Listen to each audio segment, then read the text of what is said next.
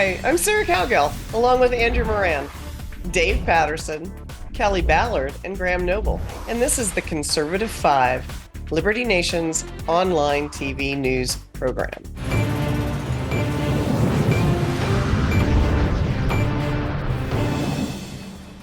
You know, America used to wait until convention time before candidates would reveal who their running mate was. Well, that quaint tradition has changed. And the vice president selection is, in the case of Joe Biden and Donald Trump, could sway both parties more than ever before. A slot on a Trump ticket is the hottest commodity in town. Who's it going to be? Knowing Trump, probably somebody that will surprise us all. Andrew, you don't have a dog in this cage fight, so I'd love to hear who and why, since you can't vote here anyway.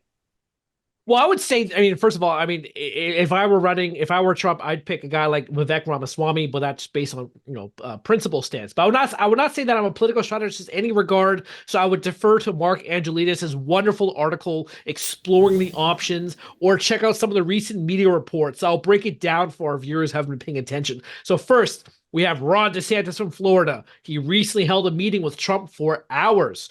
Kristi Noem is out of the race because she killed a puppy. Carrie Lake is unlikely to be the running mate because I'm not going to mention what she is. Reportedly, Elise Stefanik is being considered a possible VP pick. Trump called her, quote, a killer. Doug Burgum, the governor, he's apparently moving up the ladder. Tulsi Gabbard, she recently said that she would certainly accept the invitation to serve as Trump's running mate, which of course would be fun to watch, because watching her once again annihilate Kamala Harris on the debate stage would be quite entertaining. But in the end, Trump has a lot of time. He has so much time to choose who he wants. He is now, between now and the convention, he could pick somebody that could help him boost his polls in certain battleground states, if that's what the numbers are showing. So he's a very methodical person. He's strategic. He picked Mike Pence, which was an absurd pick at the time, but it helped him win the White House. So Trump knows what he's doing, so we shall see in the coming months who he's going to select. Oh, Kelly, do you think Trump's going to pick a woman? Obviously not Kristi Noem. If he wants to keep anybody that wants to vote for him, I think that would be the worst idea ever. But anyway, Kelly, what do you think? I think it's going to kind of depend. He's got a lot of publicity with dealing with or having to do with women and his treatment of women. So he may be really likely to pick a female for his VP to help boost that. But he also might be leery about it, afraid someone might start some other kind of, I was going to say a curse word, so I had to stop. Start some other kind of rumors or, litigation or whatever. So I think we're just going to have to wait and see as it comes down and see which women are, coming out on top, not killing their dogs and, such. So. Or goats, or horses. Yeah, or goats, or whatever. Yeah. Well, I know one thing: rural America does not like Kristi Noem. They think she's done. Yeah, what the dog was like 14 months old or something, and then tried to relate it to the White House. What was about it? She said she hated the dog. I could go for an hour on why that woman is bad news. It's apparently because the dog couldn't be trained and it was attacking the livestock. So that's why she had to. It ate a chicken. It ate you chicken. You can find another home for the dog. Yes, there's all kinds of alternatives to shooting it. Yes. Yeah. And then bragging about it and saying, I hate the dog. I killed it. Woohoo. Yeah. I know. How about Mitt Romney? Remember in 2012 when he put the dog in the cage on top of his roof, in his car roof? Yes, I do. Yes, I do. I am forever a anti-Romney person for that specific reason. Okay, anyway, let's go back to VPs. So MAGA Republicans are pretty loyal to their guy. So what if he goes way outside the boundaries of conservative MAGA style and picks Tulsi Gabbard or some random or middle of the road person? Graham. Well, I think Tulsi Gabbard that's an intriguing, and I actually think that would be a good pick. Personally, I do, and I honestly don't think that too many loyal Trump supporters would suddenly be, immediately turned off. Oh my God, he picked Tulsi Gabbard. She was a Democrat. We're done. We're done. Because after all, everybody knows really that Trump himself at one point was a Democrat, donated to Democrats. He was a guest at Bill and Hillary's wedding. I mean, none of this is kind of new or secrets or anything. So I think actually Tulsi Gabbard would be a good pick. I'm not saying that, it's my personal preference. I actually do believe that Trump will go he will pull out the Mike Pence playbook again, and he will pick, I think, someone that surprises everyone, and someone who's just maybe a governor or lieutenant governor of a state. I don't think it'll be Ron DeSantis though. Or he'll pick a senator, a GOP senator, and I think it will be a pick that everyone says, "Wow, really? We never even thought of that." But that's just my personal prediction there. If I may interject what Graham said, though, if you want to go on Donald Trump's politics, he was a Democrat, and then he was a Republican, and then he was independent, and then he joined the Reform Party, and then he went back to Democrats, and then he became a Republican. So that's a timeline for Trump's political affiliation. So it's anybody's guess. Is that what you're saying? I thought that would be an interesting tidbit. Well, I mean, let's think about this.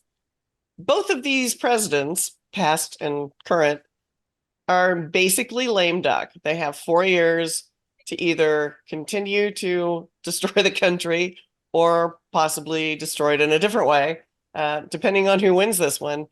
The VP is more important than the president in this election. And I think a lot of people are seeing that. A lot of people are chatting about that.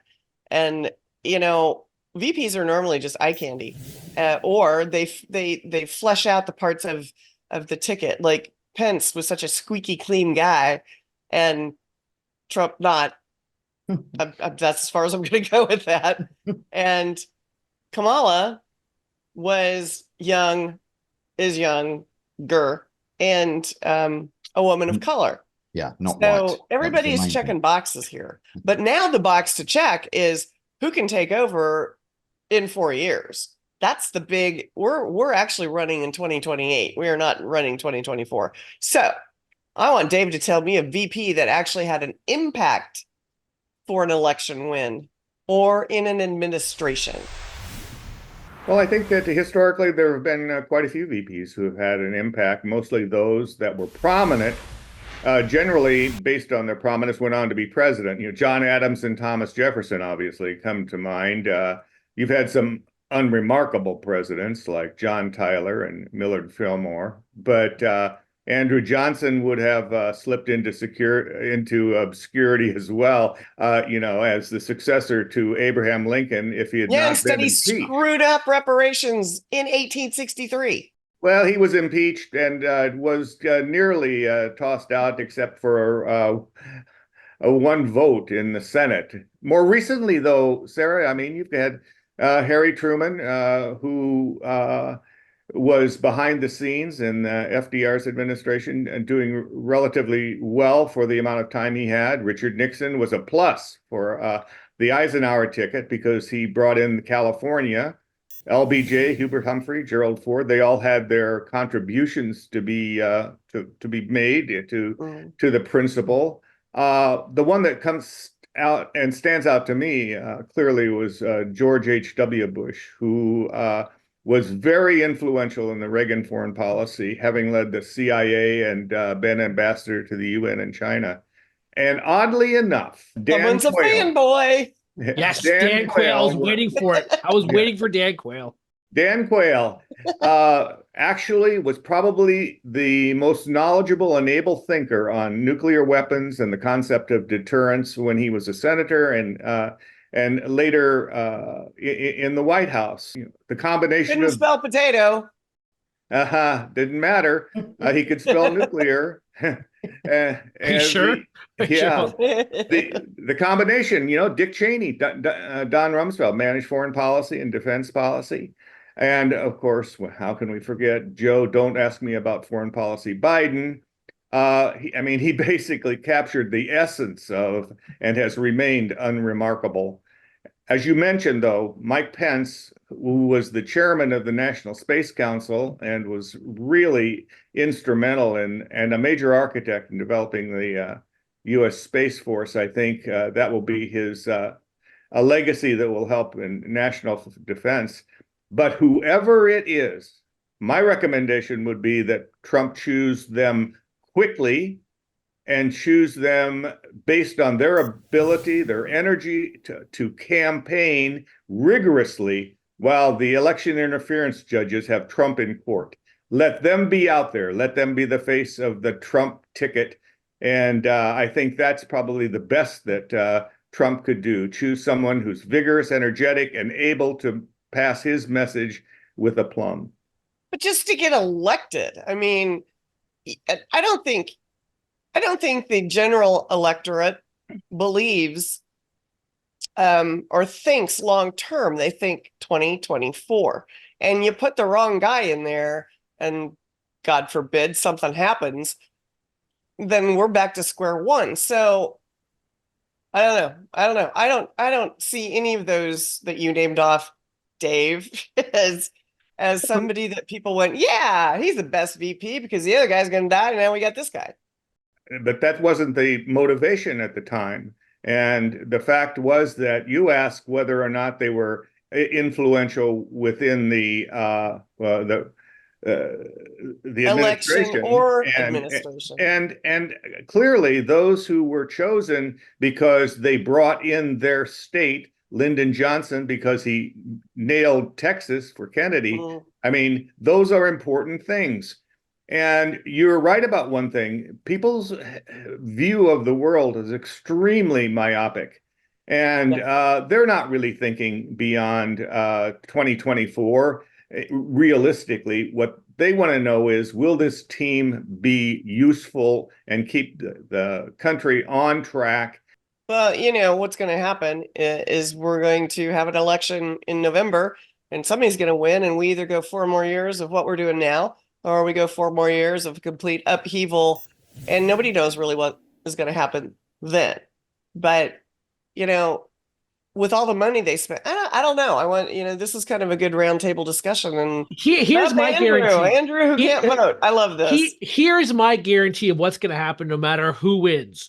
More debt, more deficits, more spending, Social Security insolvency, more unfunded liabilities and expenditures, more fiscal mismanagement. No matter who wins, the country is going to lose long term. That is a guarantee of what will happen no matter the results in November. I think I'm going to give you almost the last word. Go ahead, Graham.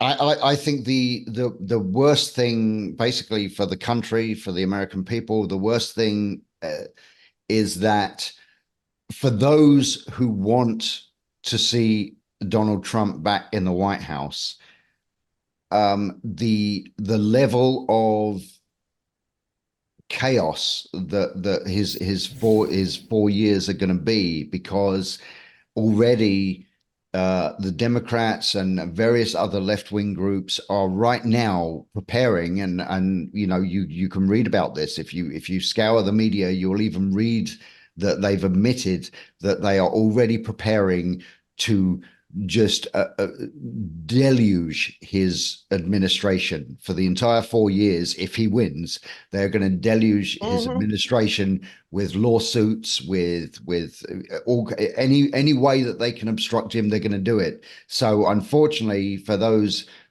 you know, the MAGA Republicans out there who are dying to see Trump get back to the White House, they should prepare for disappointment, not because of anything Trump himself will do necessarily, but because his administration will be sabotaged from day one for the entire 4 years.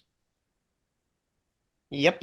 Well, Donald Trump cannot bungle this decision this close to Election Day. And you've heard Liberty Nation's who and why, and now we'd like to hear from you. So thanks for tuning in today.